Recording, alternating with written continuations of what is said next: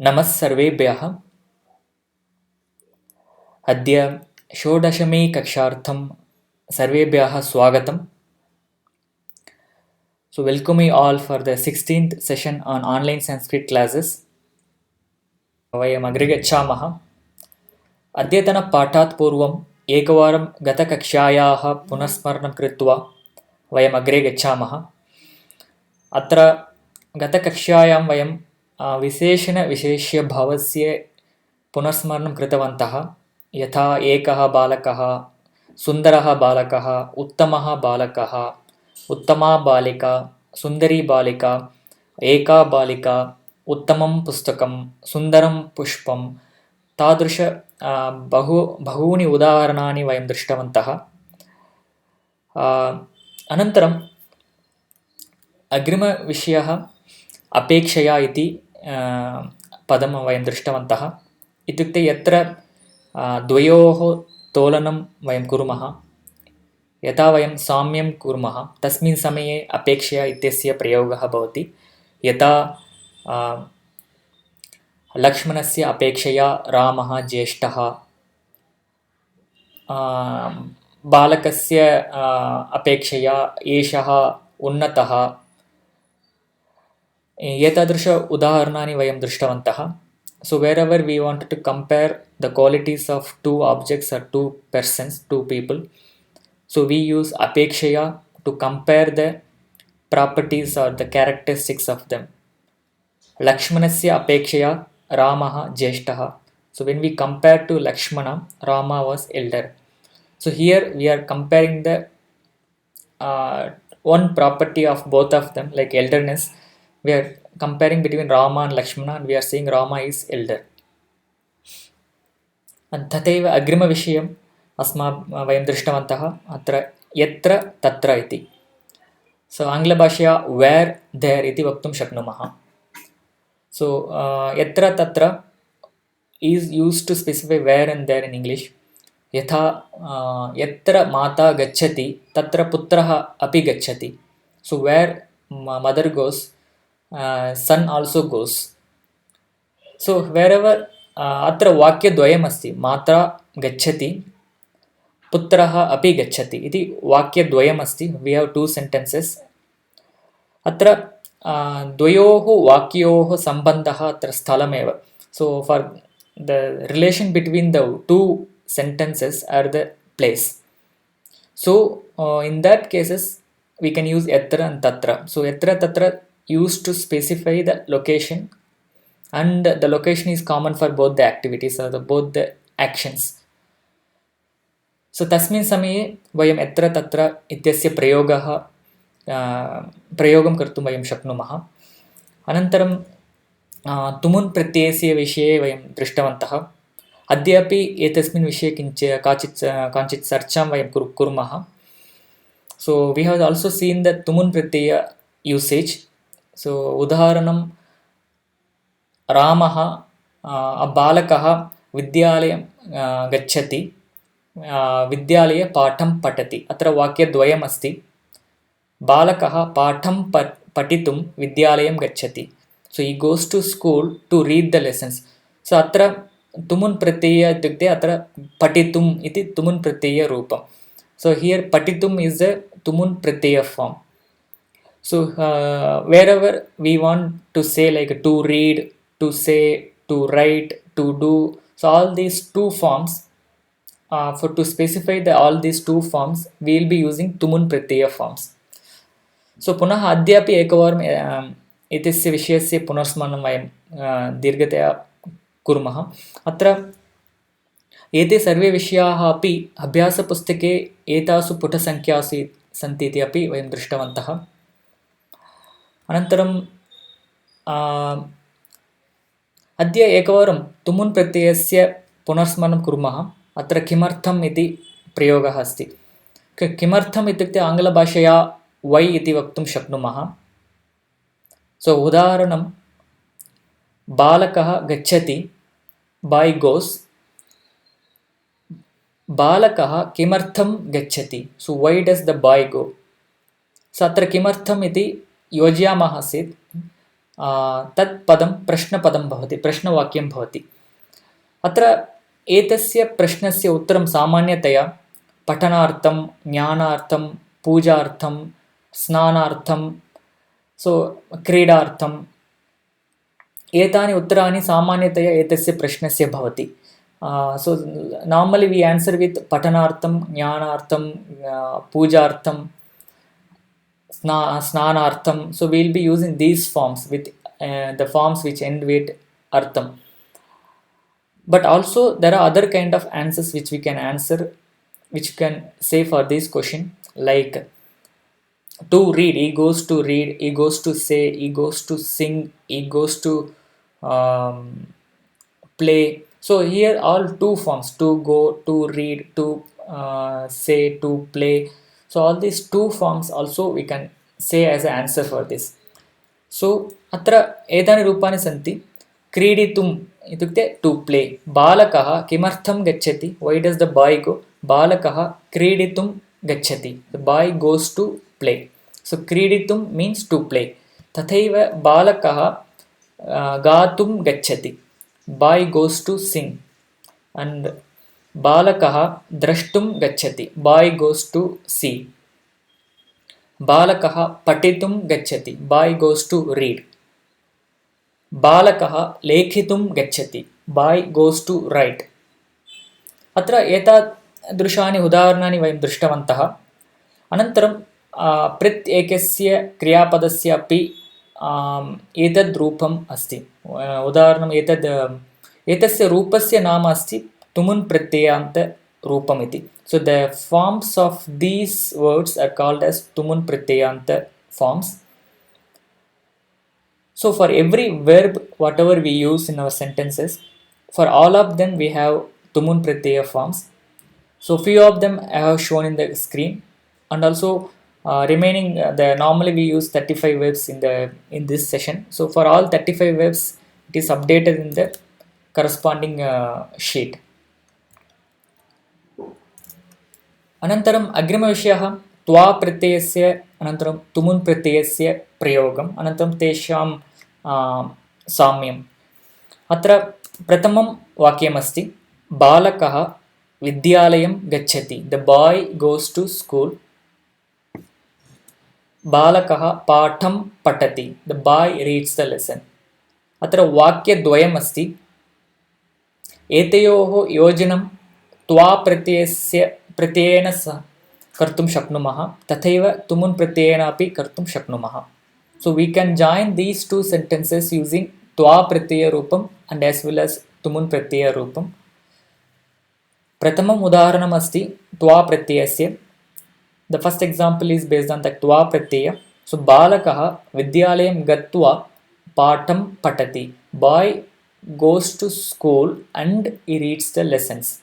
So अत्र प्रथमक्रियायाः अनन्तरं द्वितीयक्रिया भवति। प्रथमक्रिया गमनं, द्वितीयक्रिया पठनं। The first action is going, the second action is reading. So after the first action going, the second action reading takes place. So in these cases we can use त्वा pratyaya roopam like gatva to specify the first action and the patam patati as a regular form. And tathaiva atra tumun pratyayasya roopam evam bhavati. So we can use tumun pratyaya form as like this. So balakah patham patitum vidyalayam gacchati. So boy goes to school to read the lessons. Atra क्रियापदस्य परिवर्तनं भवति। अत्र त्वा प्रत्यय प्रयोगे प्रथमाक्रियायाः त्वा प्रत्ययरूपं भवति। तुमुन् प्रत्यय प्रयोगे द्वितीयाक्रियायाः तुमुन् प्रत्ययरूपं भवति। So in the first case we will first say first action then the second action, and in the second case we will say first the second action then the first action. अनन्तरं बालिका पाठं पठति, बालिका परीक्षां लिखति। The girl reads the lessons and the girl writes the exam. अत्र त्वा प्रत्यय प्रयोगः एवं भवति। balika patham patitva pariksham likhati. The girl reads the lessons and then she writes the exam. The first she reads, then she writes. And atra tumun pratyayasya prayogah balika pariksham lekhitum patham patati. She reads the lessons to write the exam. So this is the difference between the twa and tumun. परन्तु सामान्यतया त्वा तुमुन् प्रत्ययोः परिवर्तनं सामान्यतया न भवति. I mean सामान्यतया समान अर्थमेव बोधयति, परन्तु सर्वदा समान अर्थं न बोधयति. उदाहरणं for example, the interchanging the twa and tumun pratyaya will not always give the same meaning. So it varies according to the context, but most of the cases these two forms will give the same meaning if you use it if you interchange these forms with the right verbs. It will give the same meaning almost. So this is what we have seen in the last class. अत्र अद्यतनविषयः अस्ति किल अथवा खलु. अत्र एते पदे सामान्यतया सम्भाषणसमये अधिकतया प्रयुज्यते. यथा उदाहरणं वयं दृष्ट्वा वयम् एतस्य अवगमनं प्राप्नुमः. So these two words are very frequently used while we are talking. So we'll just see example and we'll try to understand. Adya Shukravasaraha Kila. That means Adya Shukravasaraha. Today is Friday. Kila means is it right? So Adya Shukravasaraha Kila. So today is Friday, right? Or today is whatever day. So you just want to confirm whether today is Friday. So basically you can add any valid statement and you can suffix with kila. It gives the meaning of confirmation. It's a question with confirmation. So here bhavataha nama Ramaha kila. So your name is Rama, right? So here the one thing is we already know the name of that person, but still we wanted to confirm with we wanted to confirm the name. So another example, Bhavan pratidinam yogasanam karoti kila. So you do everyday yogasanam, right? And tathaiva pariksha samapta kila. The exam was over, right? And bhojanam uttamam kila. The food was good, right? So here if you see all these examples, the previous statement is a normal word normal sentence which we know how to frame it, like Adya Shukravasaraha, Bhavataha Nama Ramaha, Bhavan Pratidinam Yogasanam Karoti. So all these the green sentences are the normal sentences which we know how to frame, and if you just suffix with kila at the end for any of the sentences, it becomes a question, and generally it becomes a yes or no question. The answer could be regular yes or no question like Am Adya Shukravasaraha, Na Adya Shanivasaraha.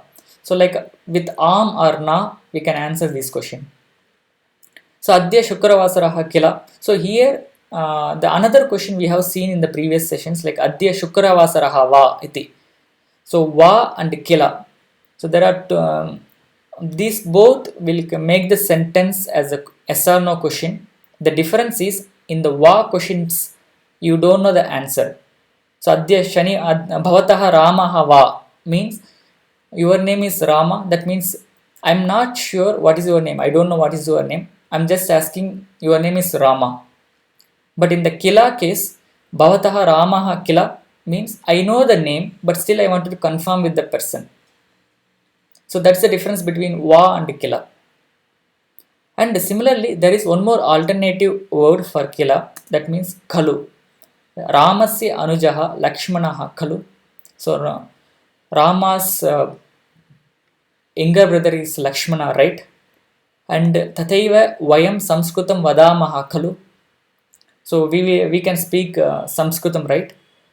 And Sanskritam Madhuram Khalu. So Sanskritam is Sanskrit is very sweet, right? So here Khalu and Kila, there is no difference between these two. Both means the same and to confirm the answer. But you can certain cases you can observe a minor difference between Kila and Khalu. So where Kila is not we just know the answer and we just wanted to confirm.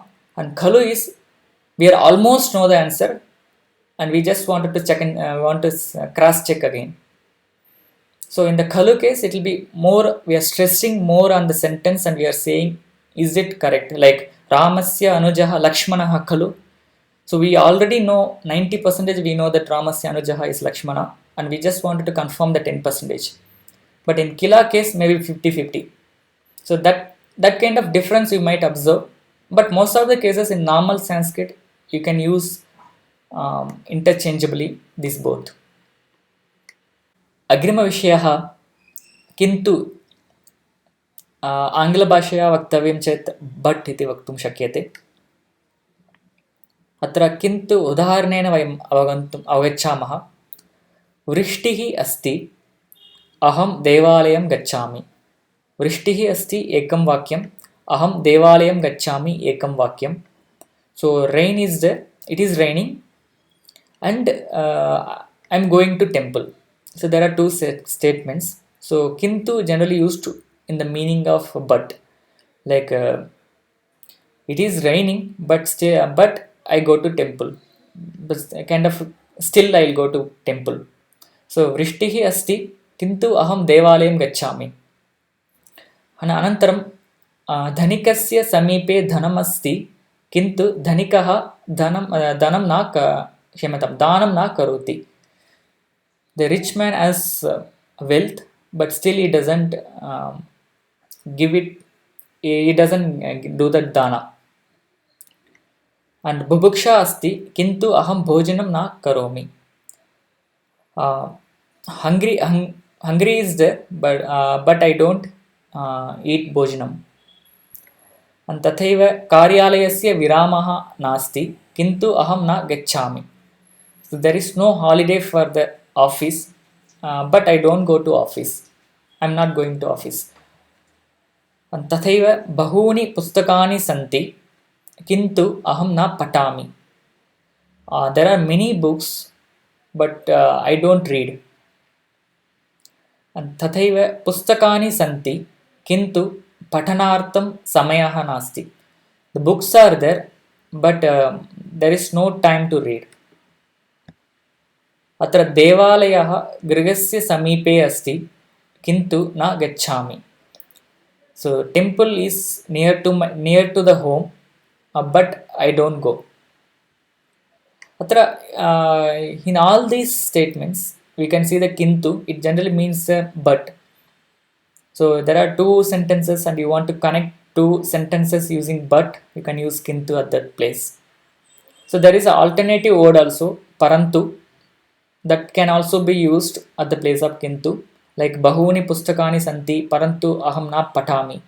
Pustakani santi parantu patanartham samayaha nasti. So kintu parantu means the same. अस्तु, अग्रिमविषयः अस्ति निश्चयेन प्रायशः. निश्चयेन आङ्ग्लभाषया तस्य बहवः अर्थाः सन्ति. डेफिनेट्लि, श्यूर्लि, सर्टेन्लि एवं. तथैव प्रायशः, प्राबब्लि, मोस्ट्लि इति अर्थः तेषाम्. अत्र उदाहरणमस्ति, अहं श्वः आगमिष्यामि. अहं श्वः आगमिष्यामि. I will come tomorrow. निश्चयेन अहं श्वः आगमिष्यामि. So that means the action which is specified by the sentence, it makes that sure, like definitely I will come tomorrow or surely I will come tomorrow. And tathaiva vayam grihapatam kurumaha. So we are doing homework. Nischayena vayam grihapatam kurumaha. Definitely we will do the homework. And tathaiva nischayena agami mase mama mitram mama griham agacchati. So coming month my friend definitely will come to my home. And तथैव प्रायशः श्वः कार्यालयं न गच्छामि. So probably tomorrow I won't go to office. तथैव प्रायशः अद्य मम मित्रं न आगच्छति. So mostly today my friend will not come. And प्रायशः परीक्षा आगामि मासे भविष्यति. So probably the exam may be there in the next month.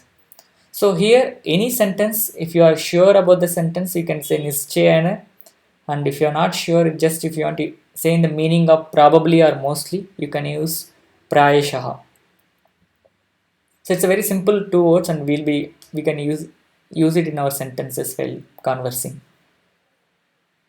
अत्र कक्ष्यायाः संक्षेपम् एकवारं वयं पश्यामः.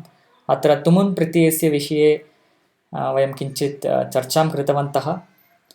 यथा बालकः पाठं पठितुं विद्यालयं गच्छति, एवं वयम् उदाहरणानि वयं दृष्टवन्तः. अनन्तरं किल खलु एतयोः प्रयोगमपि वयं दृष्टवन्तः. यथा वयं निश्चयं कुर्मः, तस्मिन् समये किल खलु इति प्रयोगं कर्तुं शक्नुमः. यदि वयम् उत्तरं पूर्वमेव वयं जानीमः, परन्तु उत्तरस्य निश्चयकरणार्थं किल खलु इति प्रयोगः भवति. अद्य शुक्रवासरः किल, सो इस् टुडे साटर्डे इज़न्ट् इट्, क्षम्यताम्, इस् टुडे फ्रैडे इज़न्ट् इट्. तथैव खलु अपि एवमेव प्रयोक्तुं वयं शक्नुमः. संस्कृतं मधुरं खलु, एवम्. अनन्तरं किन्तु आङ्ग्लभाषया बट् इति वक्तुं शक्नुमः. अद्य विरामः अस्ति, किन्तु कार्यालयं गतवान्. So today is holiday, but still I went to office. तथैव निश्चयेन प्रायशः.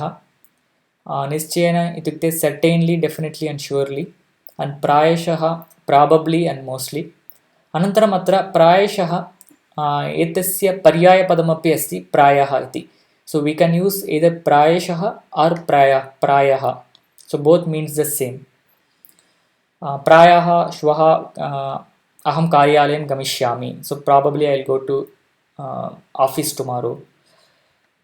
Tavateva. Anantaram these two things we'll see tomorrow, and the exercises for these things you can find in the 69 to 72 page numbers. So that's all for today. धन्यवादः. वयम् अग्रिमकक्षायां वयं सर्वे मेलिष्यामः. Thanks for attending the session. Let's all meet in the next session. Thank you.